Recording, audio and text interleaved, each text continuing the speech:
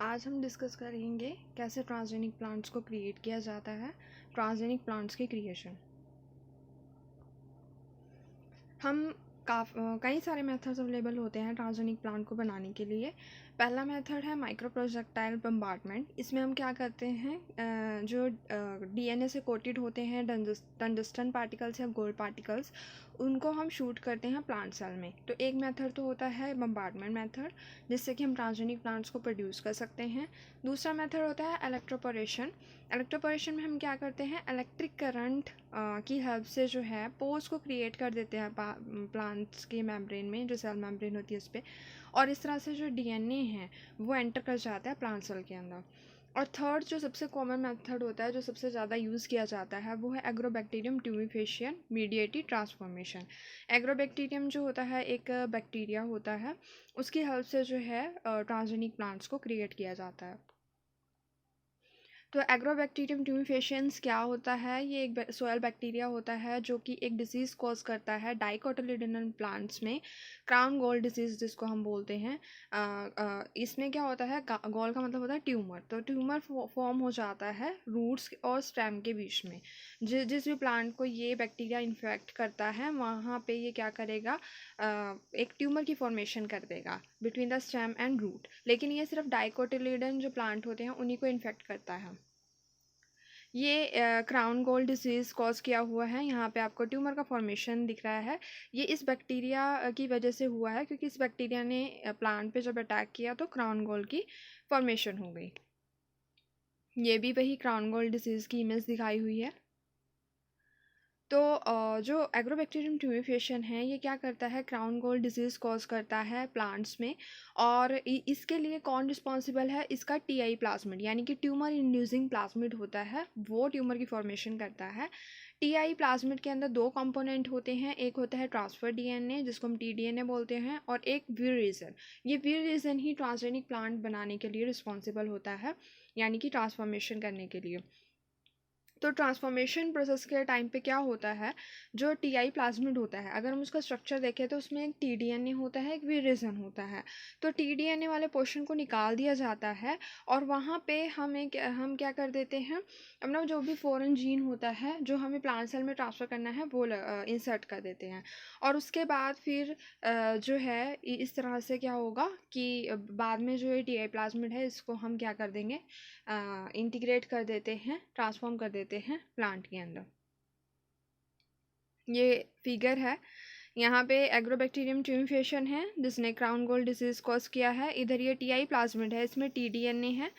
तो क्या होगा कि टीडीएनए टीडीएनए जो है जब ट्रांसफ़र होता है तो क्या होता है, क्राउन गोल्ड डिजीज़ कॉज होता है। देखो पहले ए जो फिगर है उसमें नॉर्मल था प्लांट, बट जैसे ही टीडीएनए ट्रांसफ़र हुआ प्लांट के अंदर तो क्या हुआ, क्राउन गोल्ड डिजीज़ की फॉर्मेशन हो गई।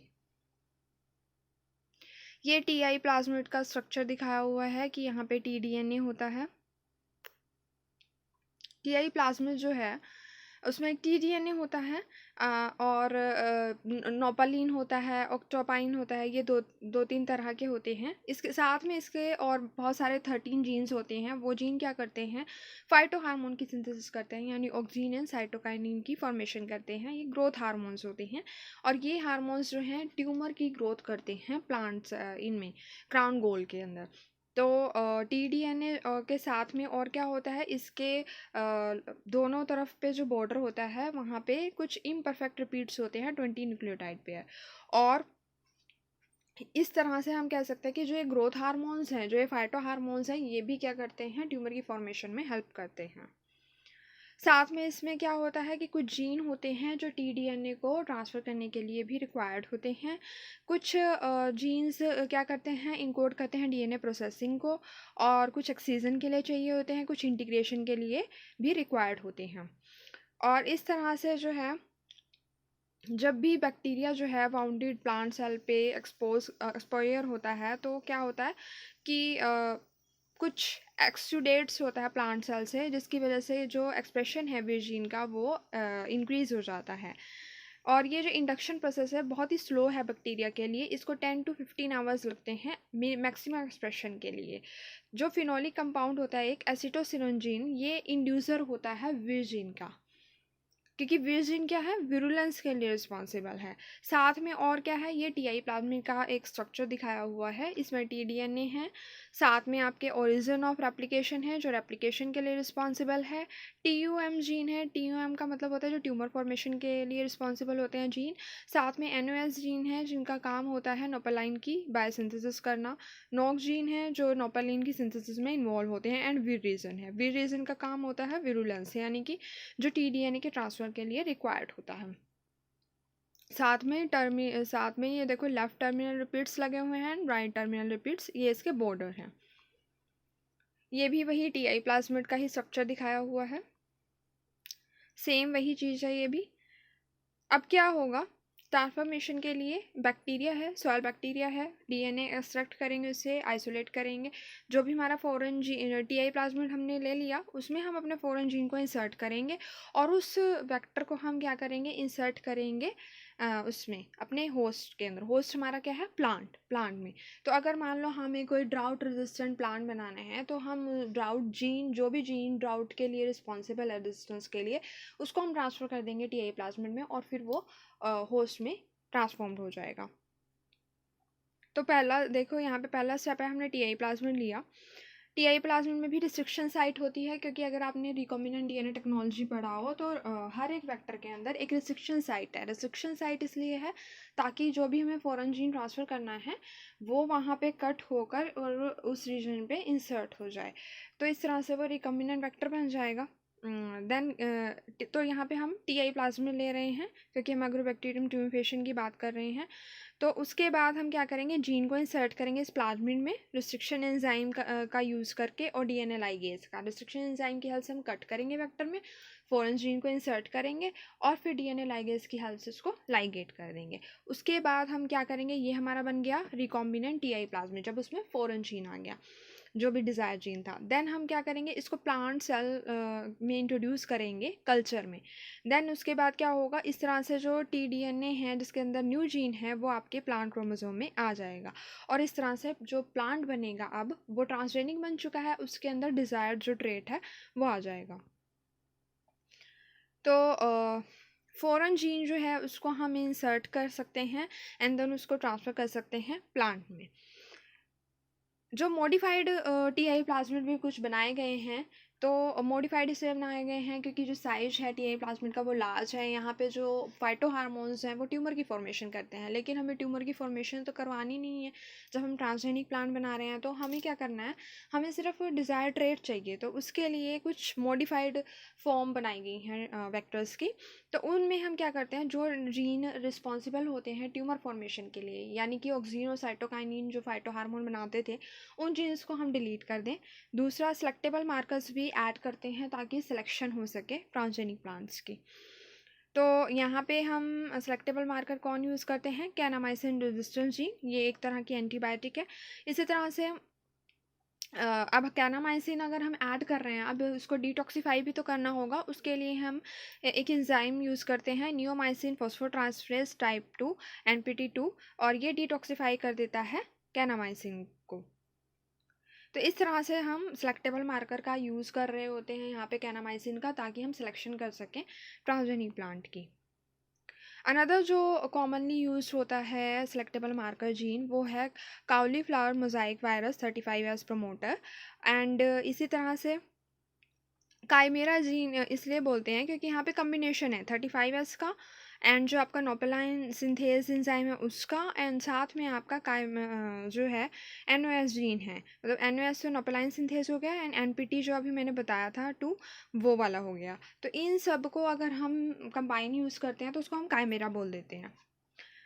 इस तरह से क्या होगा कि अगर हम इन सेलेक्टेबल मार्कर का यूज़ करें तो भी हम ट्रांसजेनिक प्लांट को सेलेक्ट कर सकते हैं।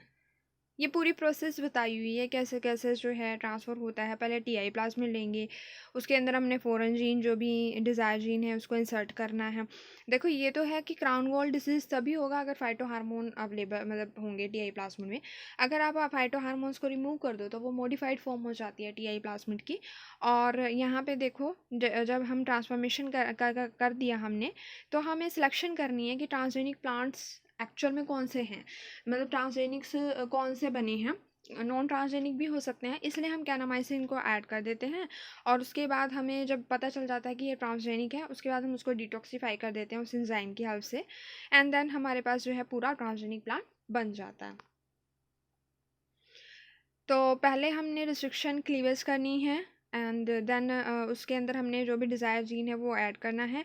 फिर हमने उसके बाद उसको लाइगेज की हेल्प से क्या करना है, लाइगेट कर देना है। उसके बाद हमें क्या करना है, ये हमारा डिकॉम्बिनेंट हो गया, हमने इसको जो है बैक्टीरियम में री-इंसर्ट कर दिया, और उसके बाद हम उसको क्या करेंगे, प्लांट सेल के क्रोमोसोम्स में इंसर्ट कर देंगे। तो इस तरह से जो प्लांट जनरेटेड होगा उसके अंदर फॉरेन जीन होगा और वो न्यूट्रेट को एक्सप्रेस करेगा। तो इस तरह से जो है ट्रांसजेनिक प्लांट्स की जनरेशन होती है, क्रिएशन होती है by using the Agrobacterium tumefaciens bacteria. Limitation है इसकी इसकी कि एक तो ये यहाँ पे फाइटो हार्मोन्स होते हैं इस प्लाज्मिड के अंदर, जिसकी वजह से जो है ट्यूमर की फॉर्मेशन हो जाती है। जो एक जीन होता है जो इनकोड करता है ओपाइन सिंथेसिस को, वो यूज़फुल नहीं है ट्रांसजेनिक प्लांट के लिए, और ईल्ड को भी, जो प्लांट की ईल्ड है उसको भी कम कर देता है। यहाँ पे जो प्लाज्मिड का साइज़ है वो भी बहुत लार्ज है, 200 to 800 kb है। एंड जो ये टीआई प्लाज्मिड है वो ई कोलाई में रेप्लिकेट नहीं करता है, तो अगर हमें किसी फॉरेन जीन को एक्सप्रेस करवाना हो ई कोलाई में, तो उसमें हम क्लोन नहीं कर सकते हैं। दूसरा, इसमें राइट और लेफ़्ट बॉर्डर हैं जो ट्यूमर की फॉर्मेशन करते हैं, तो ये भी एक रीज़न है टीआई प्लाज्मिड की लिमिटेशन में। तो इसीलिए हमने modified TI plasmid vectors develop किए हैं। पहले भी बता चुके हैं क्या क्या चीज़ें होती हैं। एक सेलेक्टेबल मार्कर होना चाहिए टीआई प्लाज्मिड के अंदर, ओरिजिन ऑफ रेप्लिकेशन होता है। दूसरा, राइट बॉर्डर सीक्वेंस और लेफ़्ट बॉर्डर सीक्वेंस होते हैं। एंड इस तरह से एक वो होना चाहिए, किलर जीन भी होना चाहिए जो एक टॉक्सिन को इनकोड करता हो, जिससे कि जो अनवांटेड वेक्टर है वो प्रिवेंट हो सके। अब इसीलिए जो अनदर मॉडिफाइड जो वर्जन बना इन सब लिमिटेशन की वजह से, वो था binary vector system. Binary vector system में होता क्या है कि ये दोनों में, इसके अंदर दोनों के ओरिजिन ऑफ रेप्लिकेशन होते हैं, ई कोलाई का भी होता है एंड एग्रोबैक्टीरियम ट्यूमिफेशन का भी होता है, जिससे दोनों में क्लोन किया जा सकता है। और दूसरा, इसके अंदर क्या होता है कि इसके अंदर विर जीन होगा बट टी वाला रीजन नहीं होगा। तो डिफेक्टिव टीआई प्लाज्मिड जो है वो विर जीन बनाएगा। तो इस तरह से जो है, साथ में इसको क्या होगा, साथ में इसको इस तरह से क्या होगा कि जो टीडीएनए है, इसके लिए इसको एक हेल्पर प्लाज्मिड भी चाहिए होगा। मतलब एक में तो विर रीजन होगा, एक में टीडीएनए होगा, तो वो अकेला तो ट्रांसफ़र नहीं हो सकता है, विर रीजन चाहिए ही चाहिए, तो इसके लिए उसको एक हेल्पर प्लाज्मिड चाहिए, इसीलिए इसका नाम बाइनरी है। यानी दो तरह के इसमें वेक्टर का मतलब चाहिए होंगे। और दोनों के अंदर क्या होगा, एक में क्या होगा, मतलब ई कोलाई का ओरिजिन ऑफ रेप्लिकेशन होगा, और एक क्या होगा, एग्रोबैक्टीरियम का, ताकि वो दोनों में क्लोन हो सके। अब सेलेक्टेबल मार्कर भी कुछ ही बाइनरी जो वेक्टर हैं इस तरह से डिज़ाइन किए गए हैं कि उसके अंदर दो जो हैं सेलेक्टेबल मार्कर हों। ये देखो यहाँ पे एग्रोबैक्टीरियम बाइनरी वेक्टर का सिस्टम दिखाया हुआ है। लेफ़्ट बॉर्डर है, राइट बॉर्डर है, सेलेक्टेबल मार्कर जीन है, टारगेट जीन है, ई कोलाई का ओरिजिन भी दिया हुआ है, साथ में एग्रोबैक्टीरियम का भी दिया हुआ है। तो इससे क्या होगा, वो दोनों में रेप्लिकेट करेगा। देन है को इंटीग्रेट के अंदर क्या क्या होता है, सेलेक्टेबल मार्कर जीन होते हैं, टारगेट जीन होता है, राइट बॉर्डर होता है, ई कोलाई का ओरिजिन ऑफ रेप्लिकेशन होता है, and bacterial selectable marker genes होते हैं। ये क्या करता है, जो डिसआर्म्ड है उसके साथ, ये बाइनरी में तो दोनों मतलब एक एक में ही दोनों आ गए हैं, पर जो को-इंटीग्रेट है उसके अंदर क्या होगा कि इसमें ये रिकम्बाइन करेगा डिसआर्म्ड वाले के साथ, जिसके अंदर क्या होंगे, जो ट्यूमर प्रोड्यूसिंग जीन होंगे वो लैक होंगे। तो इस तरह से जो है पूरा जो ये क्लोनिंग वेक्टर है वो इंटीग्रेट हो जाता है डिसआर्म्ड में, और इस तरह से क्या बन जाता है, रिकॉम्बिनेंट टीआई प्लाज्मिड। ये को-इंटीग्रेट है। को-इंटीग्रेट में देखो, एक वाले में तो क्या है, विरिस जीन है, और दूसरे वाले में क्या है, और इसके अंदर एक ओरिजिन ऑफ रेप्लिकेशन है किसका, वो एग्रोबैक्टीरियम ट्यूमिफेशन का, दूसरे के अंदर ई कोलाई का ओरिजिन ऑफ रेप्लिकेशन है। इन दोनों को रिकम्बाइन कर देंगे। ये डिसआर्म्ड है, डिसआर्म्ड इसलिए है क्योंकि इसके अंदर जो ट्यूमर प्रोड्यूसिंग जीन थे वो लैक हैं, और इस तरह से जो रिकम्बाइन करके बना, ये हमारा को इंटीग्रेट वेक्टर सिस्टम होता है।